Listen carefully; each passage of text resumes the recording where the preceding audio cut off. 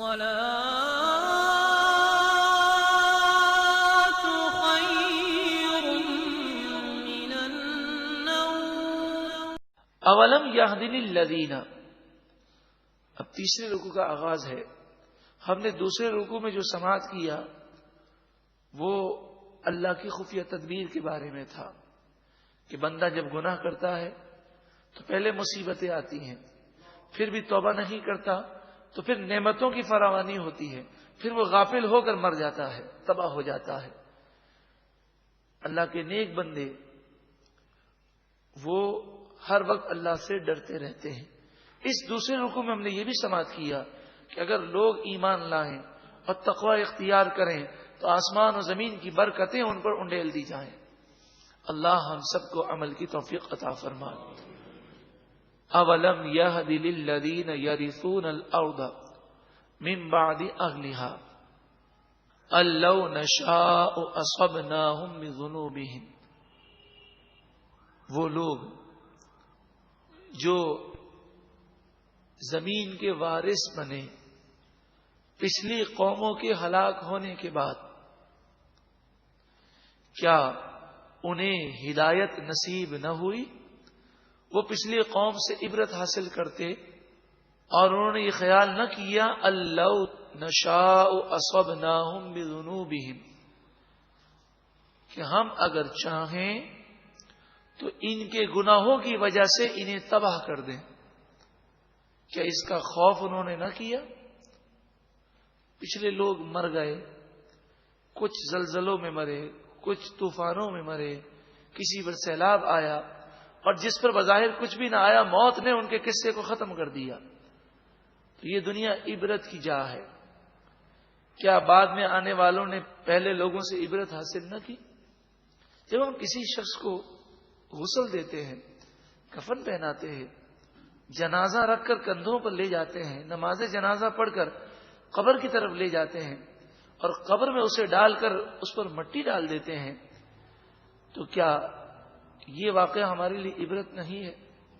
کس طرح اس کا کر و فر تھا، کیا روب و دبدبا تھا، مگر موت نے سب کچھ ختم کر دیا. سارا مال دولت ذہانت سوڑ سب یہیں رہ گیا. پھر اس کا ہنسنا کھیلنا کودنا عیاشی کرنا ذرا ذہن میں تصور میں لائیں اور سوچیں جس طرح موت نے اس کے قصے کو ختم کیا ایک دن مجھ پر بھی آئے گا. تو مجھے اس سے عبرت حاصل کرنی ہے اور اس دن کے آنے سے پہلے موت کی تیاری کرنی ہے. موت سے ڈرنا یہ کوئی معنی نہیں ہے. اسلام نے ہمیں ڈرنے کا حکم نہیں دیا بلکہ موت کی تیاری کا حکم دیا کہ جب موت آئے تو یہ موت مومن کے لیے تحفہ بن جائے. جب موت آئے تو اس کے لیے جنت کے مناظر ہوں اور روح اس کی ایسی نکلے کہ اس کے دل میں اللہ کی محبت اس قدر غالب ہو کہ وہ دنیا سے جا رہا ہو اور اس کی روح کا ذرہ ذرہ یہ کہہ رہا ہو کہ میں اللہ کی جناب میں حاضر ہو رہا ہوں. ایسی شاندار زندگی گزارنی ہے. ایک وقت مخصوص ہے، ہر سانس ایک لمحے کو کم کر رہا ہے. اگر کسی کی زندگی میں 1,00,000 سانس ہیں تو ہر سانس وہ گویا کہ اس کی زندگی سے کم ہو رہا ہے.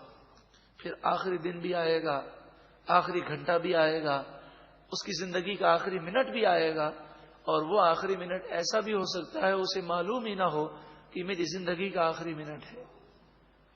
وَنَطْبَعُ عَلَىٰ قُلُوبِهِمْ، اور ہم نے ان کے دلوں پر مہر لگا دی، سوچتے ہی نہیں ہیں اس چیز پر. فَهُمْ لَا يَسْمَعُونَ، پس وہ غور و فکر نہیں کرتے، سنتے نہیں ہیں. تِلْكَ الْقُرَىٰ نَقُصُّ عَلَيْكَ مِنْ أَنْبَائِهَا، یہ وہ بستیاں ہیں جن کے قصے ہم آپ کو بیان کرتے ہیں. من انبائها، ان کی خبریں آپ کو بتاتے ہیں. وَلَقَدْ جَاءَتْهُمْ رُسُلُهُمْ بِالْبَيِّنَاتِ، اور بے شک ان کے پاس ان کے رسول روشن دلیلیں لے کر آئے.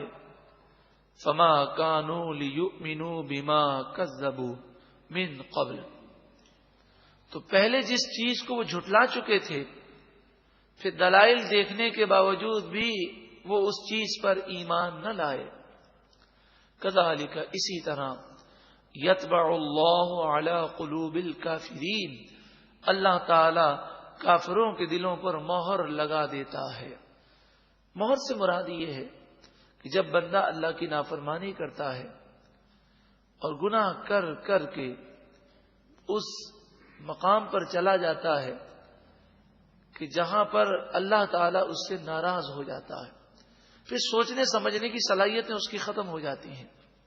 وما وجدنا لأکثرهم من عہد، اور ان میں سے اکثر کو ہم نے ان کے عہد پر اور وعدے پر ثابت قدم نہ پایا.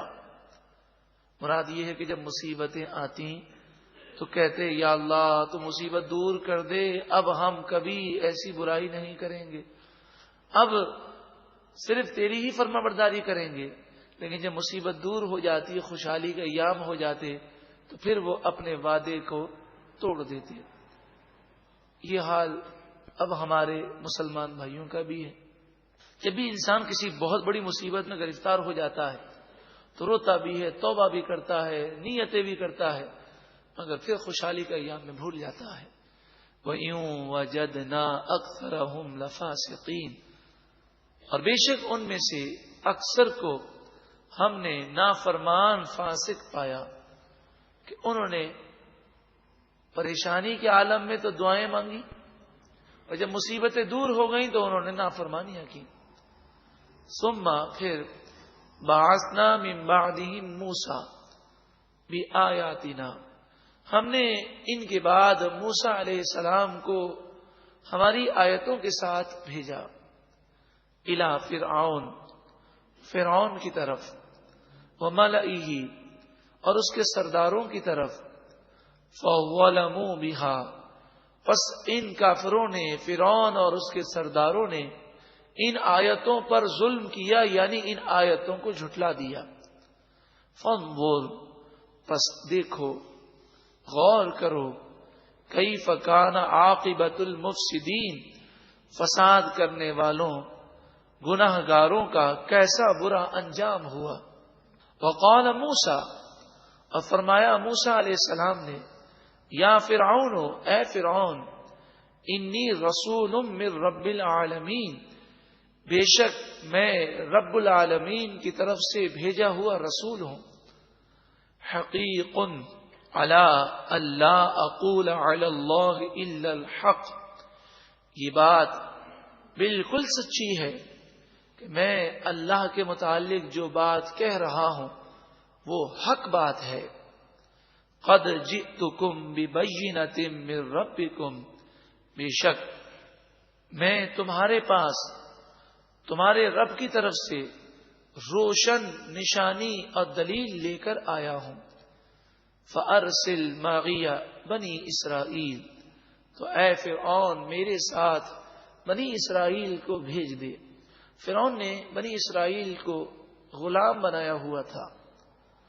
اس وقت ان کی تعداد 6 لاکھ تھی اور مصر پر فرعون کا قبضہ تھا، اس کی حکومت تھی. تو بنی اسرائیلیوں کو اس نے ایسا غلام بنایا تھا.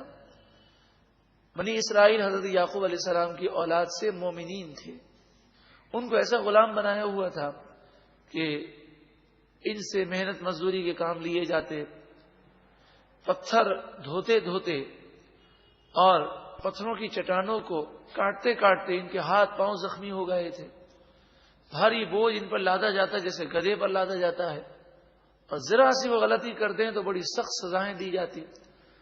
فرعون کے بارے میں یہ سزا بڑی مشہور ہے کہ وہ جب کسی پر بہت غصے میں ہوتا تو وہ اسے درخت پر کیلوں سے گاڑ دیتا، یعنی کھجور کے تنے پر اس طرح گاڑتا کہ اس کے ہاتھوں اور پاؤں میں کیلیں گاڑی جاتی ہیں، اور کیل جو ہے وہ ہاتھ اور پاؤں کو کراس کر کے درخت میں وہ لگ جاتی. اس طرح خون بہتا اور وہ تڑپ تڑپ کے مر جاتا.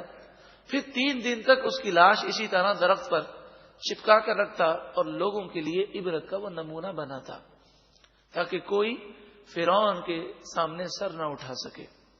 تو حضرت موسیٰ علیہ السلام نے فرمایا، فرعون تو مجھ پر ایمان لیا اور دوسرا کام یہ کر کہ بنی اسرائیل کو تو نے غلام بنایا ہے، وہ میرے ساتھ روانہ کر دے تو میں بنی اسرائیل کو لے کر ملک شام چلا جاتا ہوں۔ قال، فرعون بولا، ان کنت جئت بآیۃ، اے موسیٰ اگر آپ کوئی نشانی لے کر آئے ہیں، فأت بہا ان کنت من الصادقین، تو میرے سامنے پیش کیجئے اگر آپ سچے ہیں۔ فرعون کا جو انجام ہوا وہ تو ہم سب کے سامنے ہے۔ فرعون کے واقعے میں، یہ واقعہ جاری ہے، اس واقعے میں عبرت ان لوگوں کے لیے ہے جو رعب و دبدبا رکھتے ہیں، اقتدار رکھتے ہیں، یا وزراء ہیں یا حکومت والے ہیں، اور حکومت اور طاقت کے نشے میں وہ اللہ اور اس کے رسول کی نافرمانیاں کرتے ہیں یا مسلمانوں پہ ظلم کرتے ہیں۔ ان کے لیے فرعون کا واقعہ عبرت کا نمونہ ہے کہ 400 سال اس کی عمر ہوئی، 400 سال میں سے 320 سال فرعون کے سر میں درد تک نہیں ہوا، کبھی سے بخار نہیں آیا، کبھی سے کوئی تکلیف نہیں ہوئی۔ پورے مصر کا بادشاہ، سارے مصری لوگ فرعون کو سجدہ کرتے، خدا سمجھتے، اور جو سجدہ نہ کرتا، جیسے بنی اسرائیل کہ وہ اس کو خدا نہیں مانتے تھے، تو ان پر بڑی سختیاں کرتا اور بڑا ظلم کرتا۔ تو آپ سے کہنے لگا نشانی ہے تو بتائیے۔ فَأَلْقَى عَصَاهُ، حضرت موسیٰ علیہ السلام نے اپنی لاٹھی پھینک دی۔ فَإِذَا هِيَ ثُعْبَانٌ مُبِينٌ، پس وہ اچانک بہت بڑا اژدہا بن گئی۔ مفسرین فرماتے ہیں وہ اژدہا اتنا بڑا تھا کہ اس اژدہے کا جب منہ کھلتا تھا تو پورا فرعون کا محل اس منہ کے اندر محسوس ہوتا تھا، اتنا بڑا تھا۔ اور جب یہ اپنی دم پر کھڑا ہوتا تو بعض مفسرین نے فرمایا اس کی اونچائی 1 میل تک ہوتی۔ تو اس اژدہے نے جیسے ہی منہ کھولا اور اپنے اوپری جبڑے کو اس نے فرعون کی چھت پہ رکھا اور نچلے جبڑے کو زمین پہ رکھا، پھر فرعون کی طرف یہ بڑھا اور بڑھ کر فرعون کے وہ جب تخت کی طرف چلا تو فرعون مارے خوف کے اس نے چھلانگ لگائی اور وہ کانپنے لگا اور چیخ و پکار کرنے لگا۔ سارے درباری اس سانپ کو دیکھ کر خوف کے مارے بھاگنے لگے۔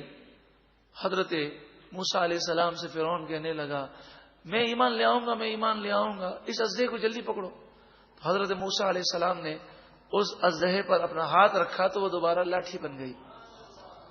وہ نزع یدہ، پھر آپ نے اپنے ہاتھ کو کھینچا، اپنے دائیں ہاتھ کو اپنے بغل میں ڈالا اور بغل میں ڈال کر اس ہاتھ کو دوبارہ آپ نے نکالا تو وہ ہاتھ فَإِذَا هِيَ بَيْضَاءُ لِلنَّاظِرِينَ، بس اس وقت وہ دیکھنے والوں کے لیے روشن اور چمکتا ہوا ہو گیا۔ تو ایسا چمکدار ہو گیا کہ سورج کی روشنی بھی اس کے سامنے ماند پڑ جائے۔ جب اس نے یہ 2 چیزیں دیکھیں تو فرعون کا ضمیر ملامت کرنے لگا اور فرعون سمجھ گیا کہ یہ جادو نہیں ہے، یہ معجزات ہیں، اور حضرت موسیٰ علیہ السلام اللہ کے سچے نبی ہیں۔ کیونکہ اگر فرعون حضرت موسیٰ علیہ السلام کو سچا نبی نہ مانتا تو موسیٰ علیہ السلام کو شہید کرا دیتا، کیونکہ یہ تو بڑا ظالم تھا۔ لیکن وہ جانتا تھا کہ موسیٰ علیہ الصلوۃ والسلام کی طرف اگر میں نے برے خیال سے کوئی ہاتھ بھی اٹھایا تو موسیٰ علیہ السلام مجھے ہلاک کر دیں گے۔ تو یہ اب اس کا دل ہو گیا کہ میں ایمان لے آؤں۔ اس نے سوچا میں ایمان لے آؤں گا تو میرے وزراء کو میں اعتماد میں لوں اور آہستہ آہستہ ان کا ذہن بناؤں کہ بھئی اب ہمیں موسیٰ علیہ السلام پر ایمان لے کر آنا ہے۔ تو سب سے پہلے اس نے اپنے خاص مشیر حامان کو بلایا اور اپنے خاص مشیر حامان سے کہنے لگا کہ دیکھو یہ سچے نبی ہیں اور اب میرا دل چاہتا ہے میں ان پر ایمان لے آؤں۔ تو وہ کہنے لگا حامان، کیونکہ برے مشیر انسان کو مروا کے رکھ دیتے ہیں، تو حامان ایک خطرناک مشیر تھا جس نے فرعون کو ہمیشہ کے لیے تباہ کر دیا، اور برا مشورہ انسان کو تباہ بھی کر دیتا ہے بسا اوقات۔ تو حامان نے فرعون سے کہا آپ سوچ رہے ہیں آپ کیا کہہ رہے ہیں؟ اگر آپ موسیٰ علیہ السلام پر ایمان لے آتے ہیں تو آپ کی قوم آپ کو جوتے مارے گی اور کہے گی کہ اتنے سالوں تک بیوقوف بنایا اور خدا بن کے ہم کو سجا کرایا، اب کہتا ہے میں نے جھوٹ بولا تھا، میں خدا نہیں ہوں۔ قوم جو ہے آپ کو زندہ نہیں چھوڑے گی۔ تو اس نے کہا کہ اب کیا کیا جائے؟ موسیٰ علیہ الصلوۃ والسلام تو اپنے معجزات سب کو دکھا دکھا کر ان کافروں کو مسلمان کر لیں گے، ایک نہ ایک دن یہ سب مل کے میری حکومت تو ختم کر دیں گے۔ تو حامان نے مشورہ دیا کہ ایسا پروپیگنڈا کرو کہ لوگوں کے ذہن سے اس معجزے کی اہمیت نکل جائے۔ تو پھر انہوں نے کہا کہ کیا پروپیگنڈا کروں؟ تو کہا کہ تم حضرت موسیٰ علیہ السلام اور ہارون علیہ السلام کا مقابلہ جادوگروں سے کرا دو۔ اب نتیجہ کچھ بھی نکلے، لوگوں میں یہی مشہور ہو جائے گا کہ یہ بھی کوئی جادوگر ہے، یہ بھی کوئی جادوگر ہے، جادوگروں کا مقابلہ ہو، انہیں جادوگر مشہور کر دو۔ تو اس پروپیگنڈے میں اور اس شہرت کے اندر حق چھپ جائے گا اور لوگ انہیں جادوگر سمجھ بیٹھیں گے۔ اس نے کہا یہ بات درست ہے۔